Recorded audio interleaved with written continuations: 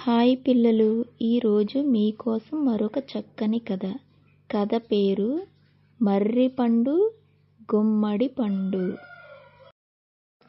సుబ్బయ్య ఒకసారి ఎంతో దూరం నుండి నడిచి అలసిపోయి ఒక మర్రి చెట్టు కింద కూర్చున్నాడు.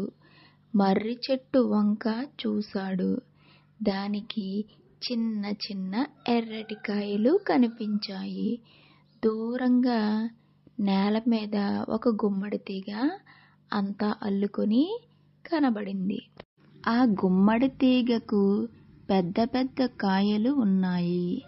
సుబ్బయ్య వాటిని చూచి, ఈ దేవునికి కొంచెం కూడా తెలివి లేదు, లేకపోతే ఇంత పెద్ద మర్రి చెట్టుకు ఇంత చిన్న పళ్ళేమి, అంత చిన్న గుమ్మడి తీగకు అంత పెద్ద కాయలేమిటి అనుకున్నాడు.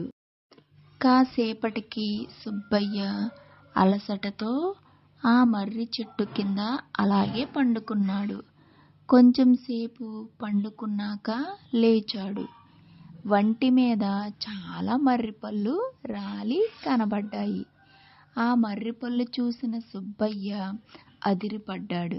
అరెరే, అనవసరంగా దేవుని తెలివి లేనివాడు అనుకున్నాను. కానీ దేవుడు ఎంత తెలివైనవాడు! మర్రి చెట్టుకే గనక పెద్ద పెద్ద కాయలు ఉండుంటే అవి పడి ఇప్పటికల్లా నా తల పగిలి చచ్చేటోడిని కదా అనుకున్నాడు.